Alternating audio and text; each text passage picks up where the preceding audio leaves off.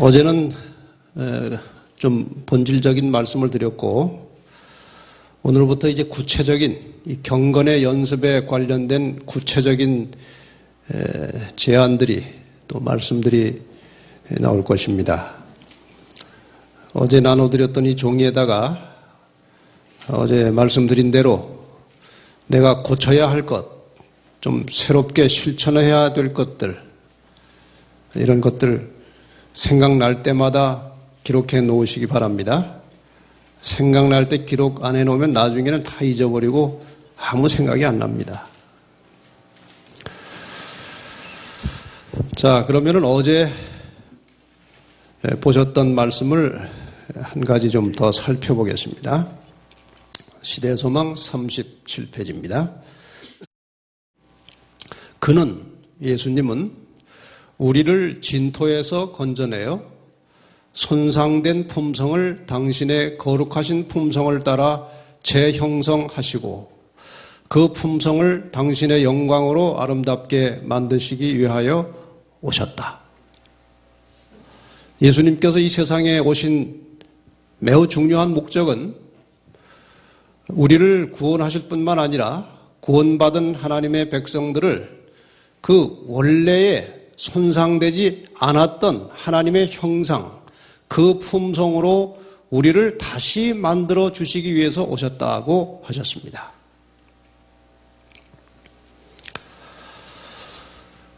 그래서 그 예수님께서 이 땅에 오셔서 하신 사역을 보면 그분이 하신 모든 일은 이 인간을 회복시키는 일과 관련이 되어 있음을 발견하게 됩니다. 마태복음 4장 23절을 보시면 예수님께서 이 세상에 오셔서 하신 사역을 가장 간략하게 핵심적인 내용으로 요약하고 있습니다. 이 말씀을 다 같이 한번 읽겠습니다. 시작. 예수께서 온 갈릴리에 두루 다니사 저희 회당에서 가르치시며 천국 복음을 전파하시며 백성 중에 모든 병과 모든 약한 것을 고치시니. 여기에 이 문법적으로 동사, 움직여서 일하는 그런 동사가 3개가 있습니다. 뭔가요? 네.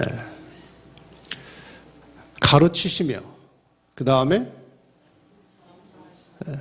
천국 복음을 전파하시며, 그리고 병을 고치셨다. 이렇게 3가지가 나옵니다.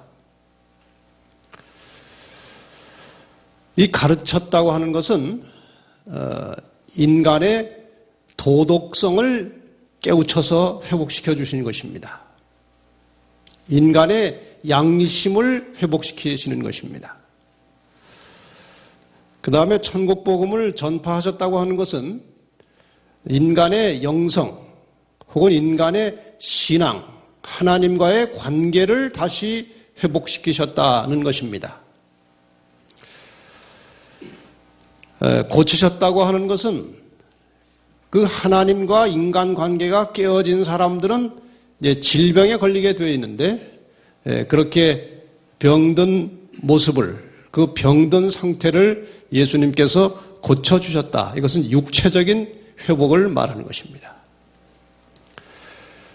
이 3가지의 회복을 가리켜서 우리는 전인 회복이라고 그렇게 말합니다.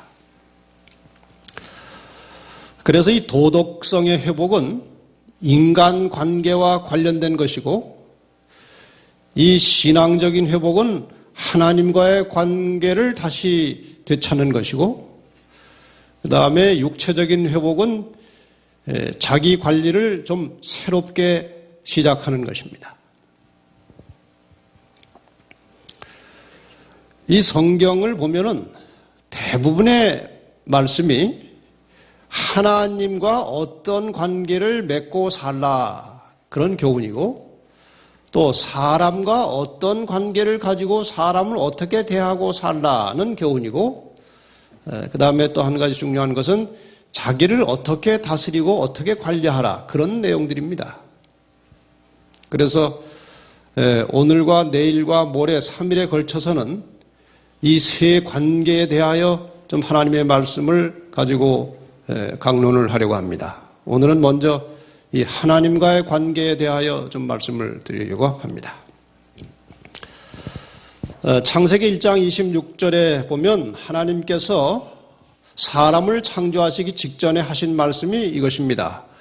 우리의 형상을 따라 우리의 모양대로 사람을 만들자. 이것은 꼭 모양을 뜻한 것이 아니고 하나님의 품성, 하나님의 속성을 인간에게 심어주신 것입니다. 그러니까 인간이 원래 창조되었을 때는 하나님의 품성과 하나님의 속성을 가지고 태어난 것입니다. 그렇게 사람을 창조하신 다음에 창세기 1장 28절에 보면 하나님이 그들에게 복을 주시며 그들에게 이르시되 생육하고 번성하여 땅에 충만하라. 땅을 정복하라. 바다의 고기와 공중의 새와 땅에 움직이는 모든 생물을 어떻게 하라? 다스리라. 왜 이 다스리라고 하는 말이 중요한가? 이 모든 천지 만물을 너희가 가져라 한 것하고 다스리라고 한 것하고는 전혀 다른 것입니다. 가지라고 하지 않으시고 어떻게 하라고요? 다스려라고 그랬어요.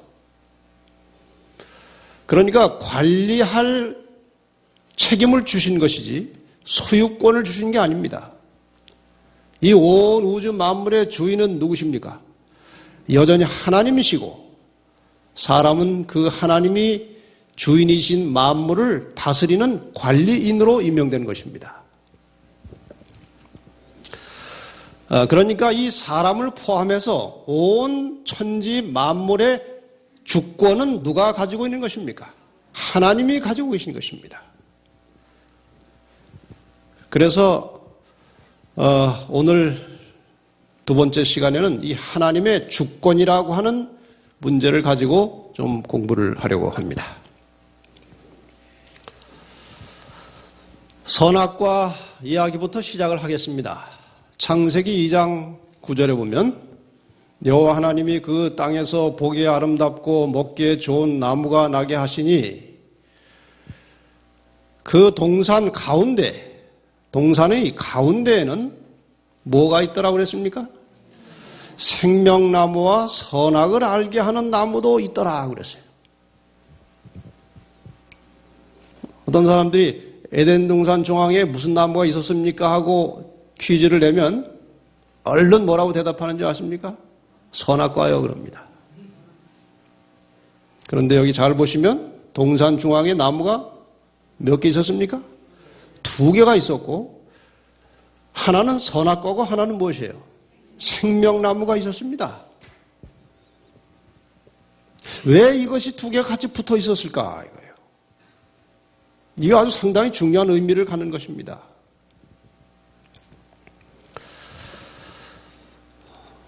그 의미는 나중에 다시 좀 설명을 드리겠습니다. 그리고 창세기 2장 15절로 17절에 보면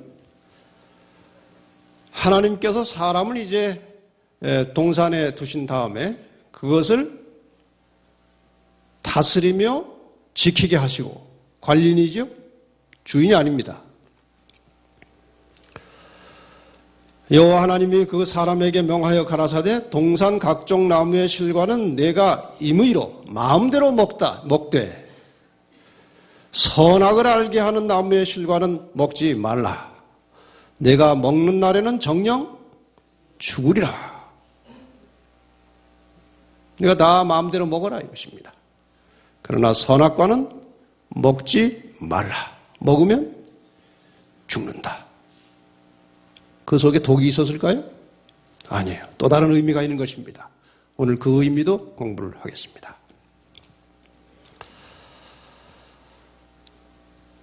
자, 그런데 나중에 이제 선악과를 따먹고 에덴 동산으로부터 이제 쫓겨날 때에 이런 말이 나옵니다.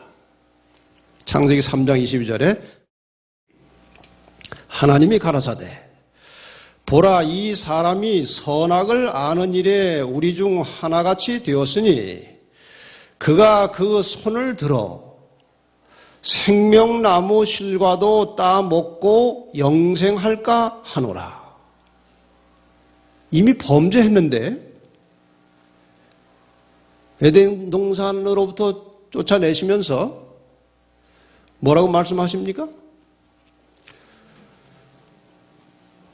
이 쫓아내는 이유를 물론 다른 많은 배경이 있습니다만은 어쨌든 지금 성경이 기록된 에덴 동산으로부터 내보낸 이유 중에 하나는 에덴 동산 안에 두면 생명나무 실과를 따먹고 뭘 해요?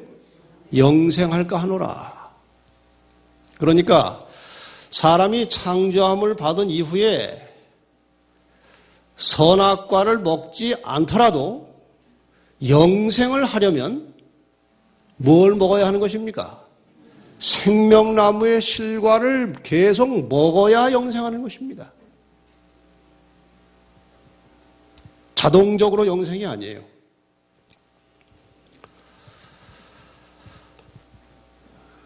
그런데 이 생명나무의 실과를 따먹으려면 어디를 가야 합니까? 에덴 동산 중앙에 가야 됩니다. 그럼 그 옆에 뭐가 있어요? 선악과 나무를 반드시 보게 돼 있어요. 왜 그랬을까 이것입니다. 이 생명나무 실과를 얼마나 자주 먹어야 했는지는 모릅니다. 그러나 이제 그냥 추측을 해보면 그 계시록 그 뒷부분에 이제 구원받은 이후에 그 하늘에 생명나무가 있는데 달마다 다른 과일을 맺는 것으로 나와요. 그러니까 과일이 바뀔 때마다 한 번씩 가서 먹어야 한다면 한 달에 한 번씩 먹는 게 아닌가 그런 생각을 할 수도 있습니다. 그러나 이것은 교리가 아닙니다. 나중에 또 어디 가가지고 김대성 목사가 생명과를 한 달에 한 번씩 먹어야 된다더라 그러지 마세요. 그냥 그렇게 생각해 볼 수 있다 이것입니다. 자, 생명과일을 먹으러 가면 옆에 선악과가 있고 그 선악과는 먹을 수 없는 과일이에요. 하나님이 금해 놓으신 것입니다. 이것은 무슨 뜻인가 하면은 이 사람이 관리인으로 임명이 되었지만 지금 하나님은 하늘에 계시고 자기들이 에덴 동산에서 마음대로 왔다 갔다 하고 마음대로 따먹고 하다 보면 나중에 자기가 주인인 줄 압니다. 우리가 전셋집에 한참 살다 보면은 가끔 자기가 그 집 주인인 줄 착각을 하죠. 집 문서는 자기한테 없으면서도 착각을 해요. 마찬가지로 아담과 하와가 자기 세상인 줄 알고 착각을 하다가 생명과를 따먹으러 가서 옆에 있는 선악과를 보면은 뭘 깨닫는 거예요? 내가 주인이 아니고 하나님이 주인이심을 깨닫는 것입니다. 그래서 선악과는 하나님의 주권을 상징하는 나무였습니다. 자, 그래서 영생의 조건은 두 가지입니다. 사람이 영생하려면 선악과를 먹지 말아야 영생합니다. 그렇죠? 이것은 하나님의 주권을 인정해야 영생한다는 것입니다. 두 번째로 뭘 먹어야 합니까? 생명과일을 먹어야 영생합니다. 이것은 하나님의 말씀을 순종하는 것입니다. 그렇죠? 이것이 영생의 조건이에요. 자, 그런데 드디어 이제 문제가 시작되었습니다. 이 뱀이 하와를 유혹할 때 이런 모양이 아닙니다. 근데 화가가 그림을 잘못 그린 것입니다.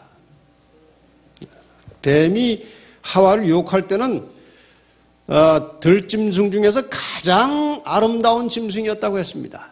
이런 모양으로 하와에게 나타나면 하와가 이 말 듣겠습니까? 징그러워가지고 말을 안 들어요. 도망가지. 그러나 아주 아름다운 그 여성의 그 감각을 아주 사로잡는 그런 모습의 뱀을 사단이 이용하는 것입니다. 그래가지고 이제 하와를 유혹합니다. 뱀이 여자에게 물어 가로되 하나님이 참으로 너희더러 동산 모든 나무의 실과를 먹지 말라 하시더냐. 이게 참 질문이 묘합니다. 그냥 하나님이 선악과를 먹지 말라고 하시더냐 그렇게 물었으면 그렇다 그러면 끝나요. 근데 이 질문은 말을 하지 않을 수 없어요. 동산 모든 나무의 실과를 먹지 말라고 하시더냐 하고 물어보니까 설명을 해야 돼요, 안 해야 돼요? 해야 되는 것입니다. 사단이 늘 우리에게 이렇게 접근해 들어오는 것입니다. 그러니까 사단의 시험에는 아예 대꾸를 하지 말아야 하는 것입니다. 대꾸해 들어가다 보면 말려 들어가게 돼 있어요. 이제 이 하와가 그 작전에 말려 들어가는 것입니다. 여자가 뱀에게 사탄에게 말을 하는 것입니다. 동산 나무의 실과를 우리가 먹을 수 있으나 동산 중앙에 있는 실과는 하나님의 말씀에 너희는 먹지도 말고 만지지도 말라 너희가 죽을까 하노라. 어떤 사람은 이걸 보고 또 하와가 거짓말했다고 그래요. 거짓말. 만지지 말라 소리는 안 했는데 그러나 이건 거짓말이 아니고 그만큼 먹지 말 것을 강조한 것입니다. 이게 범죄하기 전인데 거짓말 하겠습니까? 어쨌든 대화가 시작돼서 약간의 친교가 생긴 것입니다. 그랬더니 뱀이 너희가 결코 안 죽을 것이다. 너희가 이걸 먹으면 눈이 밝아져서 누구처럼 된다. 하나님같이 된다. 그래서 선악을 분별할 수 있게 된다. 그래서 하나님이 못 먹게 한 것이다. 그 말을 듣고 보니까 과일이 달라 보이는 겁니다. 창세기 3장 6절에 여자가 그 나무를 본즉 그 말을 듣고 본즉 그 말입니다. 먹음직도 하고 보암직도 하고 지혜롭게 할 만큼 탐스럽기도 한 나무인지라. 여자가 그 실과를 따 먹고 자기와 함께한 남편에게도 주매 그도 먹은지라. 이 하와는 약간 그 흥분된 상태에서 과일을 먹었지만 그것을 하나 따가지고 남편에게 갖다 주었을 때 남편 아담은 직감했습니다. 죽을 것이다. 그래서 먹고 같이 죽을 것이냐? 안 먹고 여자만 죽게 할 것이냐? 지금 이거 둘 중에 하나를 선택하게 된 것입니다. 좀 먹는 걸 보세요. 아담은 지금 참 먹을까 말까 하다가 억지로 받아 먹는 것입니다. 같이 죽으려고. 상황이 그렇게 됐습니다. 결국 둘 다 선악과를 먹게 되었고 둘 다 죽게 되었습니다.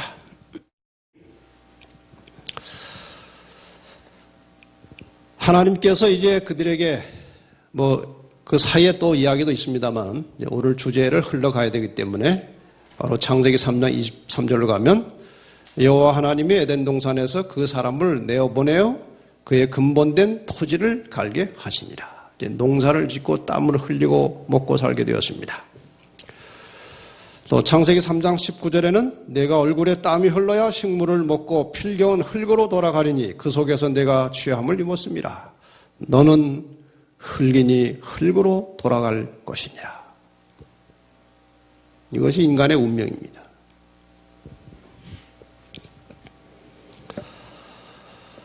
자, 이 선악과를 다시 한번 생각해 보십시다. 증언복음 3권 36페이지에 주님은 에덴의 모든 나무들을 창조하시되 보기에 즐겁고 먹기에 좋도록 하셨으며 아담과 하와에게 그 모든 풍성한 것들을 자유로이 즐기라고 하셨다.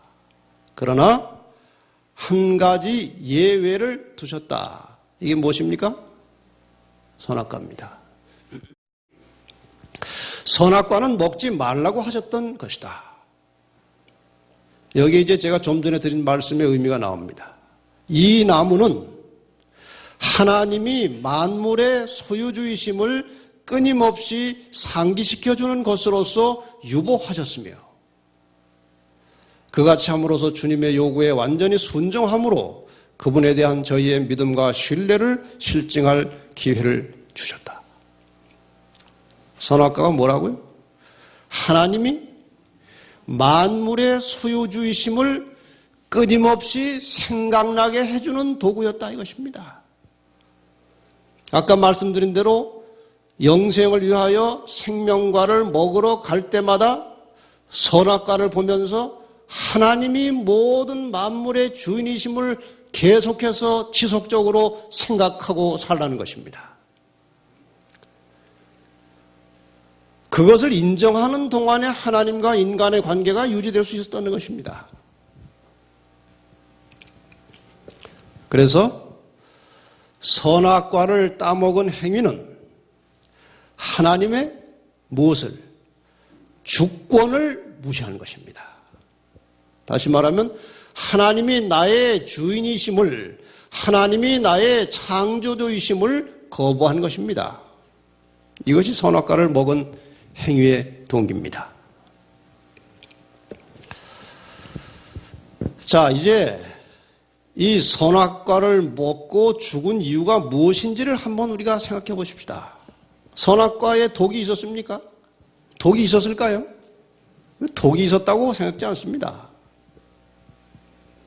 그럼 왜 아담과 하와가 선악과를 먹고 죽게 되었느냐 이것입니다.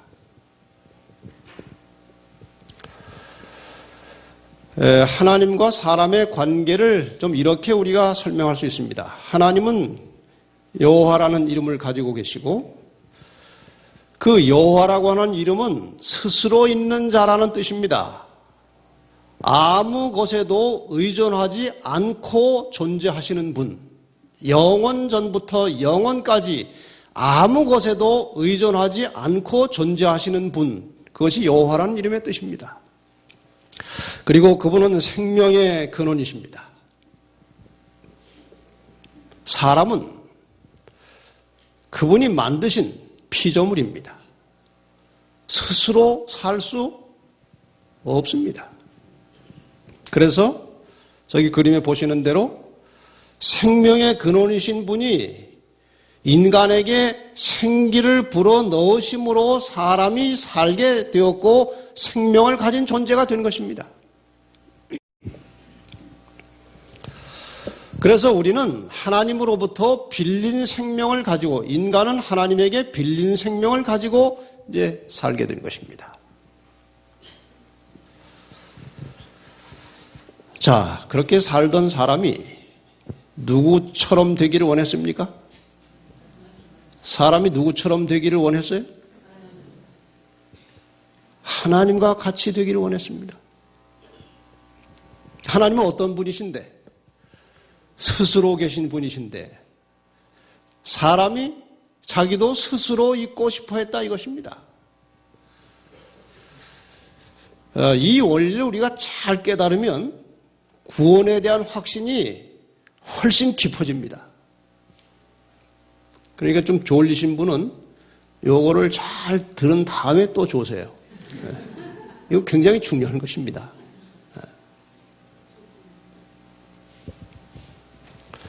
지금 사람이 하나님과 같이 되고자 했다는 것은 하나님과 관계없이 스스로 살아보겠다 이것입니다. 그러려면은 이 스스로 있는 자가 되려면은 하나님께로부터 빌린 생명을 반납해야 됩니다. 그래야 스스로 있는 것입니다. 하나님은 누구에게 의존하지 않고 생명을 빌려받지 않고 존재하시는 분이기 때문에 사람이 하나님처럼 되고자 했다는 것은 생명 하나님께 반납하고 혼자 있어 보겠다는 것입니다. 그래서 이제 관계가 단절되었습니다. 근데 스스로 있어 보려고 했더니 있게 되어 있을 수가 없어요. 있을 수가 없는 것입니다. 그래서 저 상태, 하나님과 관계가 끊어진 상태가 곧 죽음이에요. 그렇죠? 그래서 피조물은 스스로 있지 못하기 때문에 좀 말이 이상하지만 죽은 생명을 갖게 되는 것입니다. 죽은 생명에 대해서 잠깐 설명을 드리겠습니다. 마태복음 8장 21절과 22절에 보면은 예수님의 제자 중 하나가 예수님께 와서 제가 부친 장례식 좀 하고 와서 따라가겠습니다. 예수님 따라가겠습니다. 그랬더니 예수님께서 뭐라고 말씀하십니까? 죽은 자들로 저희 죽은 자를 장사하게 하고 너는 나를 쫓으라.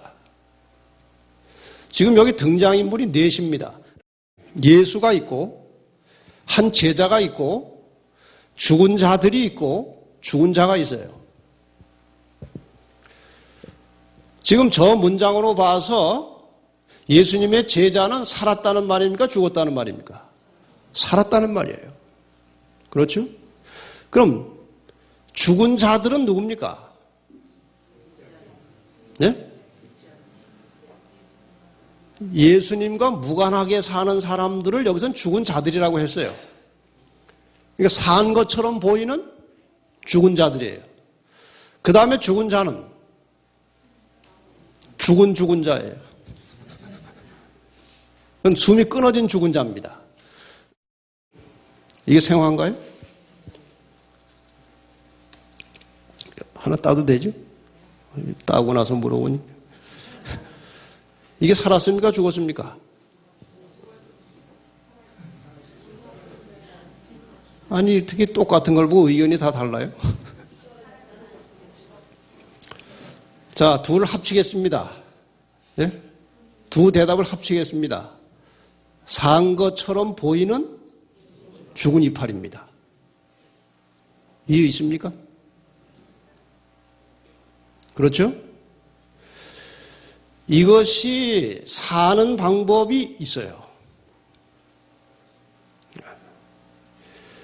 이게 말라 죽기 전에 뿌리가 연결되어 있는, 뿌리가 땅과 연결되어 있는 식물의 접붙임을 받으면 사는 것입니다. 여기 지금 죽은 자들은 이런 상태입니다. 산 것처럼 보이지만 생명의 근원에서 떨어져 나간 사람들이 죽은 자들입니다. 이게 노랗게 되면 뭡니까? 죽은 자예요. 이해가 가십니까? 그래서 이제 아담과 하와는 죽은 자들에 속한 사람이 된 것입니다.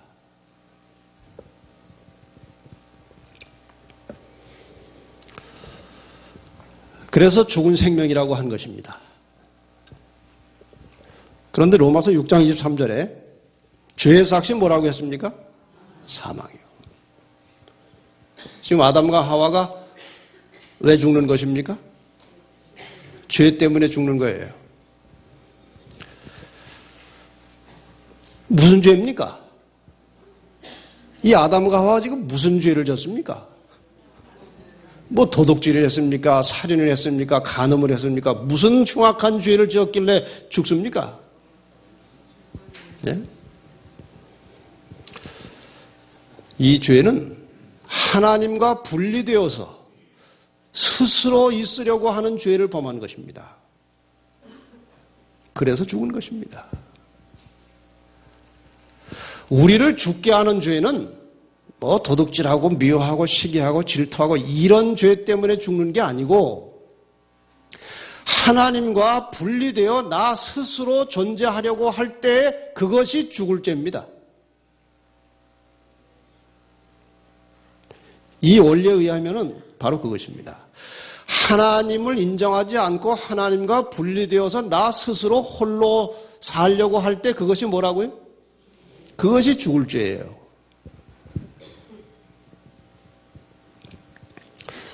그래서 성경에 의하면 교만이 죽을 병입니다. 그 덴마크의 철학자인가요? 키에르케고르라는 사람은 죽음에 이르는 병이라는 책을 썼는데 거기서는 절망하는 것을 죽음에 이르는 병이라고 그랬어요. 그러나 성경은 죽을 병은 교만입니다. 신명기 8장 14절에 보면 두렵건대 내 마음이 교만하여 내 하나님 여호와를 잊어버릴까 하노라. 교만하면 누굴 잊어버린다고요? 하나님을 잊어버리고 하나님과 관계가 끊어지면 죽는 것입니다. 시편 4절에 보면 악인은 그 교만한 얼굴로 말하기를 여호와께서 이를 감찰지 아니하신다 하며 그 모든 사상에 하나님이 없다 하나이다. 교만한 자들은 하나님이 없다고 한다. 그래서 하나님하고 연결이 안 되니까 교만한 자는 죽는 것입니다. 그래서 교만은 죽을 병입니다. 그래서 잠언 16장 5절에 보면은 교만한 자를 여호와께서 미워하신다고 그랬어요. 이건 인간이 하는 그런 증오의 미움이 아니에요. 좀 겸손하게 나하고 관계를 맺었으면 좋겠는데 그 안타까운 마음을 이렇게 표현하는 것입니다. 잠언 16장 18절에 교만은 패망의 선봉이요 거만한 마음은 넘어짐의 앞잡이니라. 그리고 말라기 4장 1절에는 교만한 자와 악을 행하는 자는 다 초계가 될 것이라. 교만한 자는 결국 망한다는 것입니다. 그리스도인이 자기와 끊임없이 투쟁해야 될 가장 최대의 적은 교만심이에요. 자꾸 자기가 올라오는 것입니다. 이것을 내려서 죽여가는 것이 그리스도인의 경건의 연습이에요. 이것을 죽여야 하는 것입니다. 자기하고 싸우지 않는 사람은 남하고 싸우는 것입니다. 자기하고 진실한 투쟁을 하는 사람은 남하고 싸우지 않습니다. 그래서 시편 14편 1절에는 같이 읽겠습니다. 시작. 어리석은 자는 그 마음에 이르기를 하나님이 없다 하도다. 저거를 조금 색깔 있는 표현을 하면은 머리가 나쁜 사람은 그 마음에 이르기를 하나님이 없다 한다. 이 하나님이 있다고 하는 사람들은 다 그래도 머리가 좋은 사람들이에요. 여기 다 머리가 좋은 분들이 모인 것입니다. 뭐 공부만 잘한다고 머리 좋은 게 아니고 머리는 종합적으로 좋아야 되는데 그 종합의 결과는 하나님을 인정할 줄 알아야 그게 머리가 좋은 것입니다. 우리가 하나님을 믿을 수 있게 된 것에 대해서 하나님께 감사하시기를 바랍니다.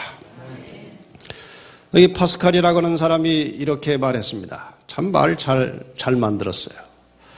신을 알고 있는 사람들 중에는 두 부류가 있다. 영리하거나 어리석은 것과는 상관없이 마음이 가난한 사람과 진정으로 현명한 사람들이다.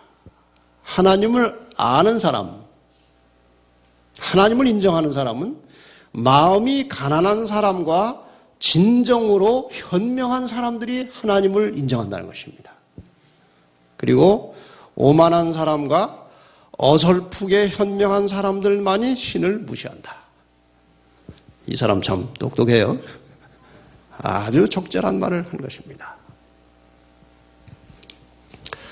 그러므로 죽음과 생명의 차이는 이것입니다. 죽음은 교만한 마음으로 하나님과 분리된 상태가 죽음이에요. 그리고 생명은 겸손한 마음으로 하나님과 연결이 되면 그것이 바로 무엇입니까? 생명입니다. 우리가 겸손하게 하나님을 나의 주인으로 인정하는 순간에 생명이 다카닥 연결이 되는 거예요. 하나님의 주권을 무시하는 순간에 스위치가 탁 꺼져버리는 것입니다. 그래서 여호와께서는 자기 백성을 기뻐하시며 겸손한 자를 구원으로 아름답게 하신다 그랬습니다. 그래서 이제 요한복음 5장 24절, 이것이 우리가 구원받는 원리가 이것입니다. 잘 생각하시면서 내가 여기에 해당되는지 안 되는지 잘 생각하시면서 한번 같이 읽어보십시다. 시작. 내가 진실로 진실로 너에게 이르노니 내 말을 듣고 또 나 보내신 이를 믿는 자는 영생을 얻었고 심판에 이르지 아니하나니 사망에서 생명으로 옮겼느니라. 이 말씀을 잘 보세요. 이 속에 생명이 들어있어요. 내 말을 듣고, 예수님의 말씀을 듣고 혹은 예수님의 말씀이 기록된 성경 말씀을 보고 읽고 배우고, 그래서 나 보내신 이 하나님을 믿는 자는 영생을 얻을 것이고 얻었고, 현재 완료 진행, 영생을 얻었고 심판에 이르지 아니하나니 사망에서 생명으로 옮길 것이니라. 옮겼느니라. 그래서 그리스도와 연결이 안 된 사람은 살아도 죽었다고 하고, 그리스도와 연결이 된 사람은 죽었는데도 잠잔다고 하십니다. 그게 차이예요. 영생을 가지셨습니까? 네. 하나님을 나의 주인으로 인정하고 그분에게 나의 모든 주권이 있다는 사실을 인정하고 사는 한 우리에게 영생이 있는 것입니다. 네. 이것이 사망과 생명의 원리예요. 그러고 보니까 다 생명을 얻었죠? 네, 생명을 다 얻었어요. 자, 그러면은 이 구원받은 백성과 하나님과의 그 생명적 관계가 어떻게 유지되느냐 이것입니다.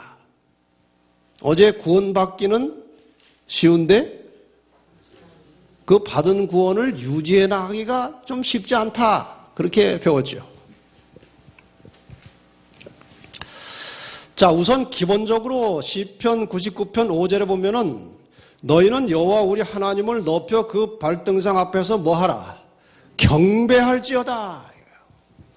그는 거룩하시도다. 시편 99편 9절에 보면 너희는 여호와 우리 하나님을 높이고 그 성산에서 어떻게 하라? 경배할지어다. 시편 150편 6절에는 호흡이 있는 자마다 여호와를 찬양할지어다. 경배와 찬양. 다시 말해서 구원받은 백성과 하나님과의 관계는 무엇으로 유지되는가 하면은 예배로 유지되는 것입니다. 예배. 예배로 유지되는 것입니다. 자, 그래서 예배라고 하는 것은 창조주와 피조물 사이에서만 성립되는 것입니다. 사람이 천사를 예배할 수 있습니까? 해도 됩니까? 안 됩니다. 둘 다 피조물이기 때문에 천사도 피조물입니다. 계시록 19장 10절에 내가 그 발 앞에 엎드려, 이제 사도 요한이 계시 가운데 천사가 옆에 내려왔어요. 내가 그 발 앞에 엎드려 경배하려 하니 그가 나더러, 천사가 나더러 요한에게 말하기를 나는 너와 및 예수의 증거를 받은 내 형제들과 같이 된 종이 삼가 그리하지 말고 오직 누구에게? 하나님께 경배하라고 그랬어요. 그래서 예배라고 하는 것은 창조주와 피조물 사이에서만 성립되는 것이에요. 그래서 천사도 피조물이기 때문에 하나님을 예배하는 것입니다. 찬양하는 것입니다. 그래서 예배자의 기본적인 중심에는 항상 창조주를 자신의 주권자로 인정할 때에 정당한 예배가 성립되는 것입니다. 이제 예배하는 여러분들에게 질문을 드리겠습니다. 하나님이 나의 주권자이심을 인정하십니까? 인정을 좀 덜 하시는 것 같은데. 하나님이 나의 주권자이심을 인정하십니까? 정말이십니까? 정말이죠? 네. 좀 이따 또 보십시다. 자, 주권자라고 하는 것은 나의 모든 소유의 주인이라 그 말입니다. 그렇게 말해도 인정하시겠습니까? 나의 모든 소유의 주인이 하나님이시다. 인정하십니까? 아까보다 조금 소리가 줄었네. 그럼 내가 무엇을 소유하고 있느냐 하는 것입니다. 여러분이, 우리가 가지고 있는 것 중에 가장 소중한 것이 무엇입니까? 뭐가 제일 소중합니까? 생명. 생명은 시간입니다.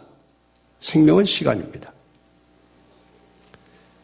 내 생명, 내 시간이 하나님의 것임을 인정하십니까? 그거 아까 제가 몇 번 다져 물었잖아요. 정말이냐고. 내 생명과 시간 전체가 하나님의 것임을 인정하십니까?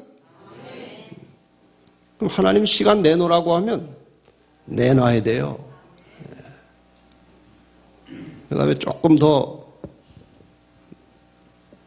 아까운 거 있어요. 뭘 또 가지고 있습니까, 우리가? 물질을 가지고 있습니다, 물질.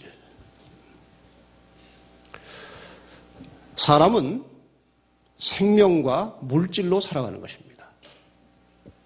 그렇죠? 생명만 가지고도 못 살고 물질만 가지고도 못 살아요.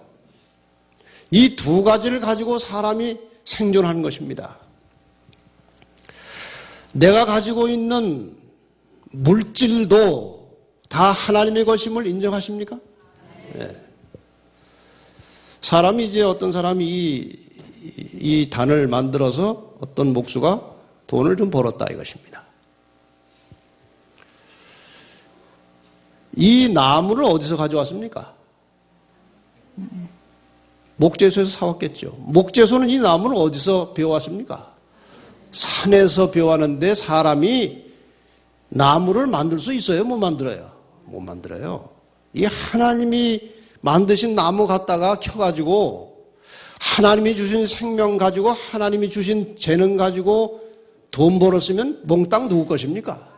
하나님의 것입니다. 우리가 소유한 모든 물질이 하나님의 것임을 인정해야 하는 것입니다. 그럼 아멘만 할 게 아니고 표시가 있어야 하는 것입니다. 표시. 나의 생명과 나의 시간이 다 하나님의 것임을 인정한다는 표시가 무엇입니까? 안식일을 존귀하게 지키는 것입니다. 안식일만 하나님의 시간이 아닙니다. 나의 생명과 나의 존재 전체가 하나님의 것임을 인정하는 표시가 안식일을 지키는 것입니다. 안식일을 거룩하게 존귀하게 지키지 않는다는 것은 내 주인이 하나님이 아니라는 뜻입니다. 그것은. 그래서 하나님과 관계가 단절되는 것입니다. 그럼 물질의 주인이 하나님이라고 하는 것을 인정하는 표시는 무엇입니까? 눈치를 채셨네요. 10분의 1만 하나님의 것입니까? 아니에요. 전체가 하나님의 것입니다. 11조는 내가 소유하고 있는 것 전체가 다 하나님의 것임을 인정합니다 하는 표시예요. 그래서 11조를 정직하게 구별하지 않는다는 것은 하나님의 주권을 인정하지 않겠다는 것입니다. 그만큼 이 두 가지는 생명처럼 중요한 것입니다. 이 11조는 이스라엘 12지파가 광야를 여행할 때에 제사장이 세워지고 그 제사장은 기업을 받지 못하기 때문에 제사장 먹여 살리려고 11조 제도가 시작된 것이 아닙니다. 이미 그 이전에 아브라함 시대에 아브라함도 10분의 1을 드린 기록이 창세기 14장에 나옵니다. 창세기 28장에는 야곱이 하나님과 서원을 하고 10분의 1을 드리겠다고 또 약속을 하는 것입니다. 이것은 이미 인간이 타락한 직후부터 시작해서 모든 소유가 물질이 하나님의 것이라는 것을 인정하는 표시로 이어져 내려오는 것입니다.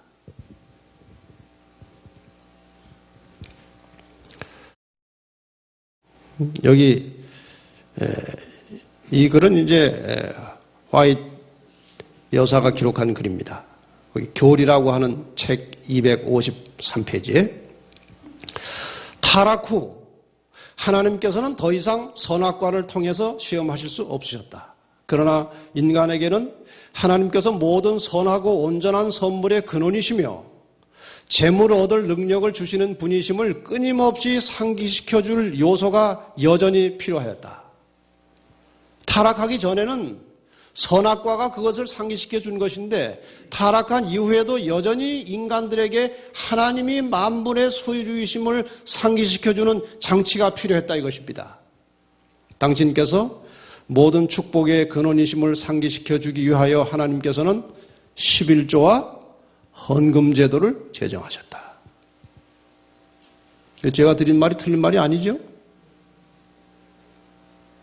만물의 주인이 하나님이심을 끊임없이 생각나게 해주는 제도가 뭐라고요? 11조라 이것입니다. 근데 하나님께서 사람에게 제정하신 제도는 하나님을 위한 것입니까? 사람을 위한 것입니까? 사람을 위한 것입니다. 우리가 축복이라고 하는 개념을 다시 생각해야 됩니다. 어떤 사람들은 축복을 하나님 말씀이 싫든지 좋든지 나한테 맞든지 안 맞든지 열심히 순종하면 하나님이 우리를 귀하게 보셔서 복을 주신다. 그렇게 생각하고 있어요. 그게 아닙니다. 하나님께서 기록한 말씀 자체가 우리를 위해서 주신 말씀이에요. 그래서 이 말씀을 순종하고 사는 생활 자체가 축복입니다.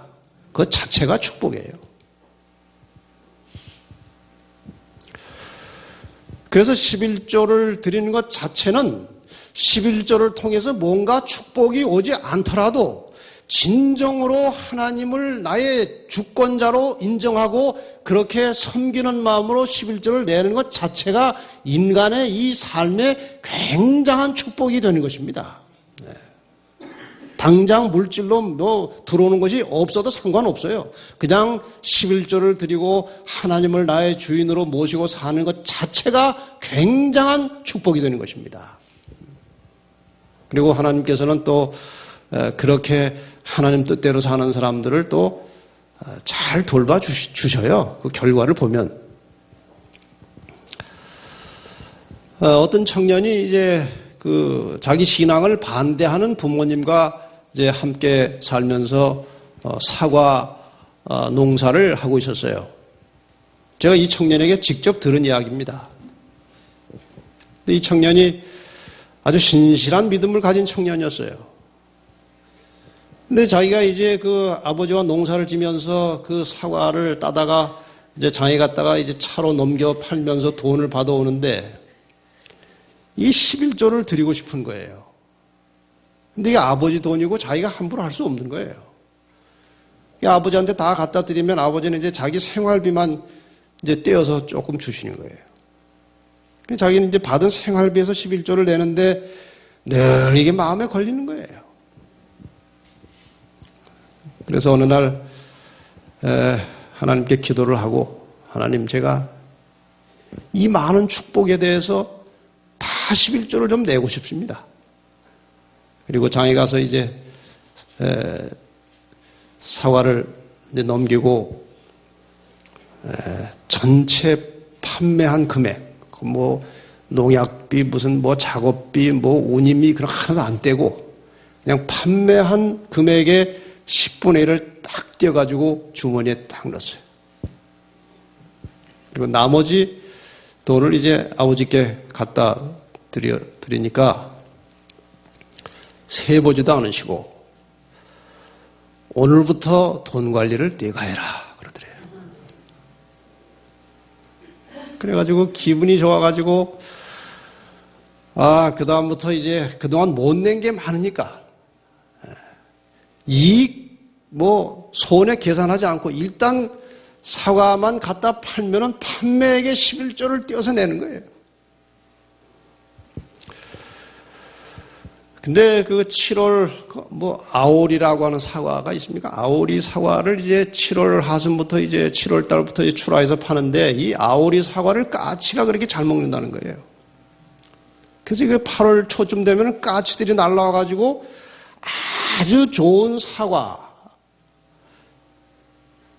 전체 사과의 4분의 1을 쪼아먹는다는 거예요. 근데 그 까치가 좋은 사과는 다 상품이라는 거예요. 좋은 것들. 그래가지고 피해를 막대하게 본다는 것입니다. 내 별 수단을 다 써도 그거를 근절할 수가 없다는 거예요. 그런데 자기가 그렇게 11조를 내니까 이상하게 다른 밭에는 까치가 많이 날아다니는데 자기 밭에는 까치가 안 오더라는 것입니다. 그래서 자기가 파는 사과는 아주 최상품이고 시장에 가져가 나가면 속 들춰보지도 않고 상인들이 다 사간다는 거예요. 그래서 돈을 많이 벌었대요. 정말 순전한 마음으로 하나님을 사랑하고 그분이 나의 주인심을 인정하고 그렇게 정직하게 기쁘게 11조를 드리면 하나님께서 그의 삶을 책임지고 필요한 모든 것들을 공급하시는 것입니다. 주인이 하나님이시고 그 주인 믿고 사는데 하나님이 그 사람 주인처럼 잘 돌봐주셔야죠. 이 사상은 굉장히 중요한 사상이에요.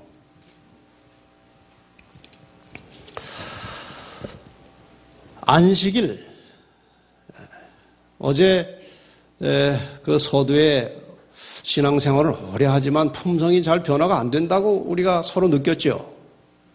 그렇지 않습니까? 근데 저도 그게 늘 이제 숙제예요. 왜 이렇게 변화가 안 될까? 제가 얼마 전에 뭐 오래되지 않았습니다. 에스겔 20장 12절을 보면서 변화가 잘 되지 않는, 성화가 잘 일어나지 않는 이유를 한 가지를 발견하게 됐어요. 여기 에스겔 20장 12절에 하나님께서 또 나는 그들을 거룩하게 하는 여호와인 줄 알게 하려 하여, 우리를 어떻게 하시는? 거룩이란 말이 성화입니다. 우리를 성화시켜주는 하나님이라는 사실을 알도록 하기 위해서 내가 무엇을 주었다? 안식일을 주어서 그들과 나 사이에 표징을 삼았다. 이 말은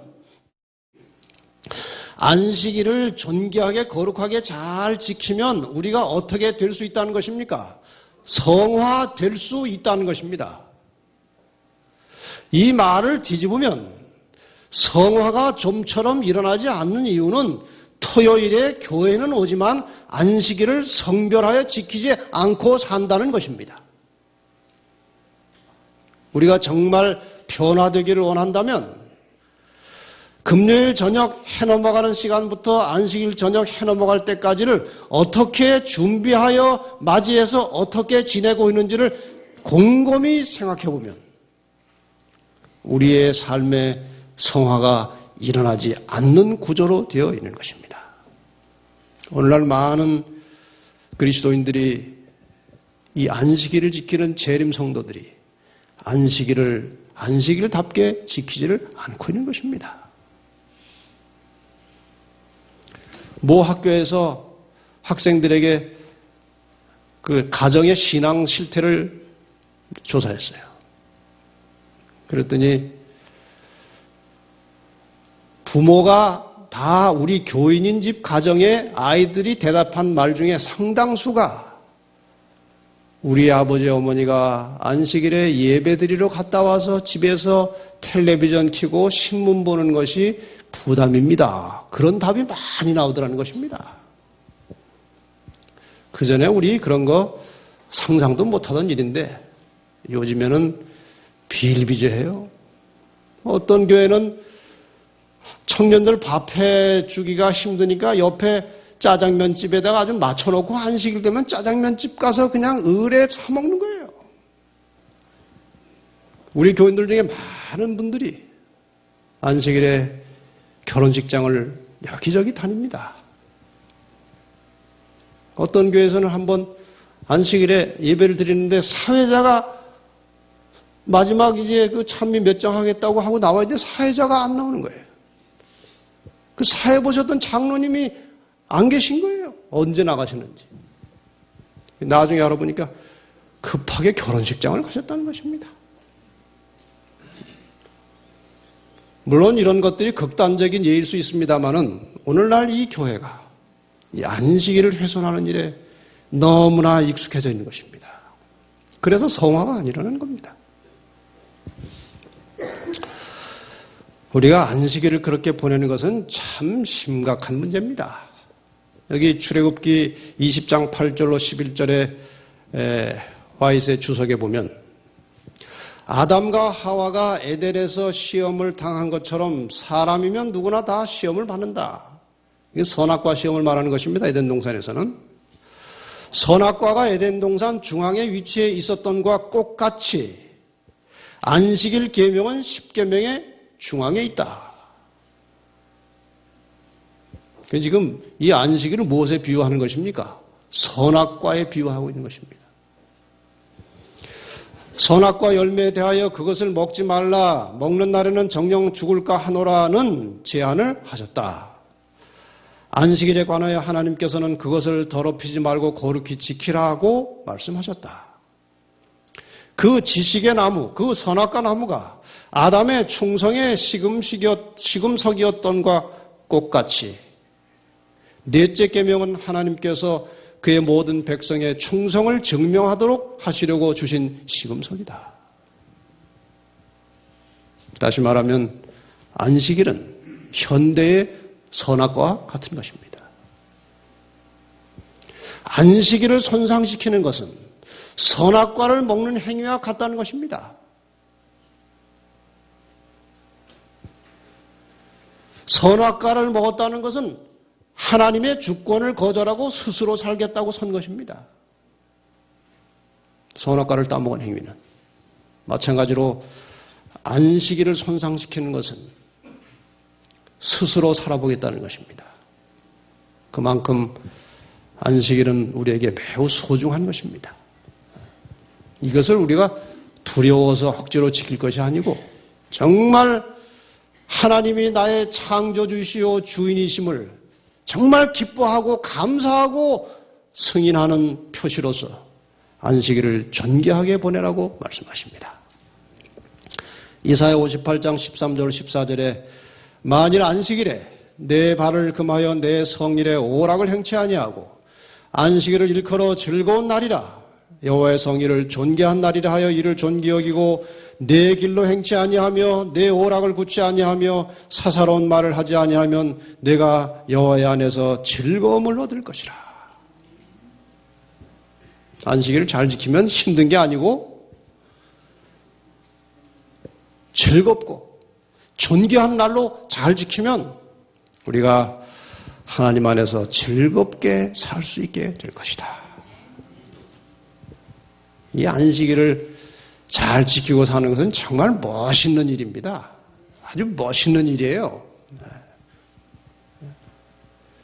우리 안식일 교인들이 어떤 조사 연구에 의해서 보통 사람보다 7년 내지 9년 수명이 더 길다. 그런 조사가 여러 차례 있었습니다. 근데 그것을 건강한 식생활에 자꾸 갖다가 이제 연결을 시켜요.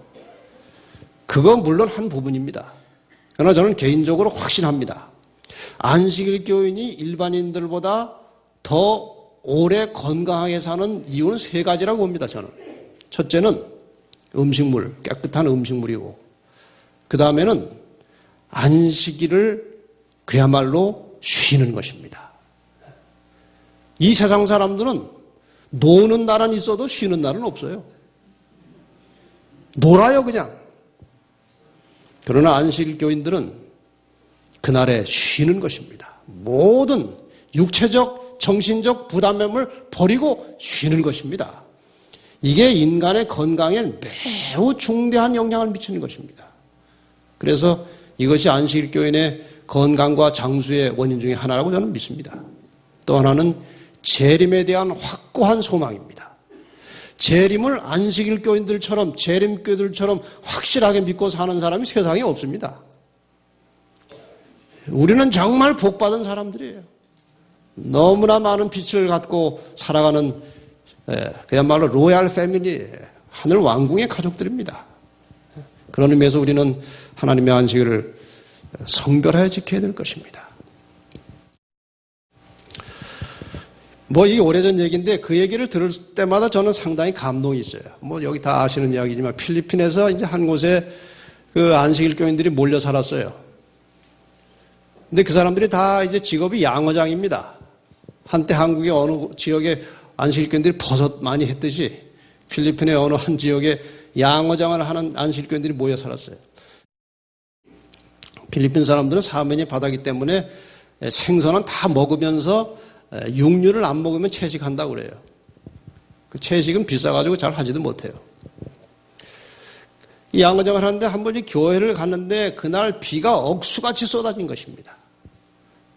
그래가지고 이제 교인들이 양어장에 물 넘칠까봐 이제 노심초사 예배 마치고 집에 와보니까 이 비가 너무 많이 와가지고 양어장 뚝이 막 넘치려고 그러는 거예요.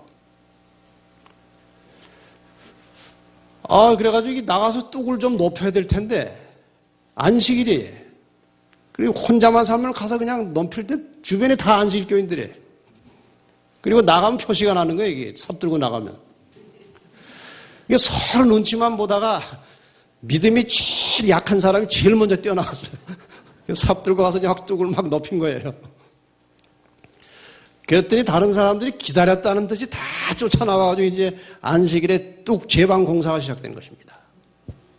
한 가정은 안 나왔어요. 하나님, 안식일에 저희가 무슨 노동을 하겠습니까? 주신 분도 하나님이시고 가져가시려면 가져가시되 알아서 하십시오. 저희는 명하신 대로 안식일을 잘 지키겠습니다. 그리고 기도만 하고 있었어요. 근데 비가 워낙 많이 와가지고 삽 들고 나간 사람의 양어장이나 기도한 사람의 양어장이나 다 넘쳐버렸어요. 이제 비가 멎고 물이 이렇게 잦아들고 그래서 가보니까 고기가 다 도망갔어요. 근데 기도한 사람이 제일 나중에 나가보니까 그 삽 들고 나가서 공사한 집에 그 양어장의 고기들이 다 나와가지고 그 집에 다 들어가 있더래요.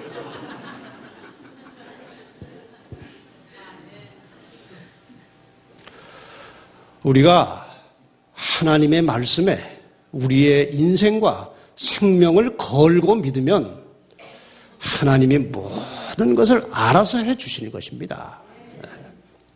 혹시 당장 뭐가 안 일어날지라도 다니엘 세 친구처럼 그리 아니하실지라도 하나님의 뜻대로 살 때 우리는 마침내 승리하는 것입니다. 이것이 신앙입니다. 이 안식일의 신성성에 대하여 정원보감 1권서 292페이지에 온 하늘이 넷째 계명의 요구를 인정하며 안식일을 지키고 있는 자들을 안식일에 지켜보고 있는 것이 내게 제시되었다.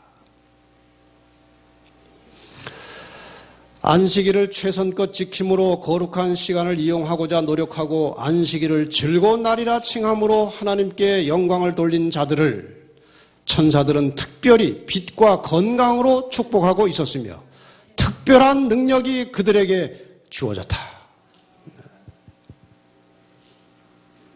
이 믿음을 가지시기를 바랍니다.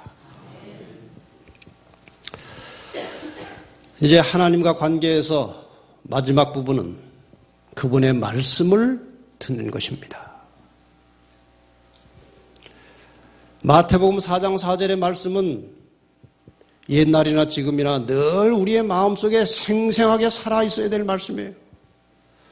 예수께서 대답하여 가라사대 기록되었으되 사람이 떡으로만 살 것이 아니요 하나님의 입으로 나오는 모든 말씀으로 살 것이니라. 저는 이 말씀이 나날이 새로워요. 인간이 하나님의 말씀을 떠나서는 정신적으로뿐만 아니라 육적으로도 존재할 수 없는 것입니다. 우리가 하나님의 말씀에 충실할 때 우리의 몸도 마음도 건강해지는 것입니다. 이것이 법칙이에요. 그래서 하나님의 말씀을 듣는 시간을 절대로 놓치지 마시기 바랍니다. 화요일 저녁 예배 시간 지금 이 도시교회 심각합니다.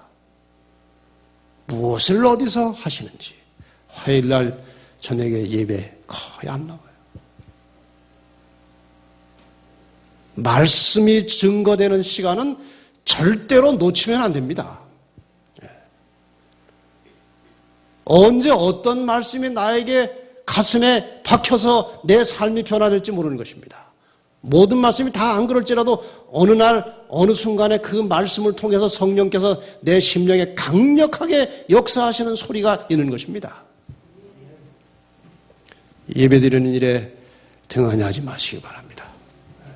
저녁 예배, 사경회, 전도회 이것은 생명처럼 지켜서 말씀을 받고 살아야 하는 것입니다. 믿음은 들음에서 난다고 했고 말씀을 들어야 믿음이 나는 것입니다. 그리고 집에서 늘 말씀을 살피시기를 바랍니다. 틀림없이 심령의 변화가 일어날 것입니다.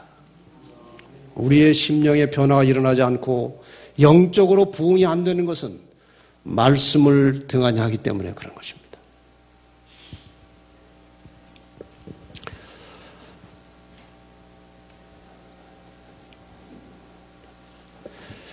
이 그림으로 마치겠습니다.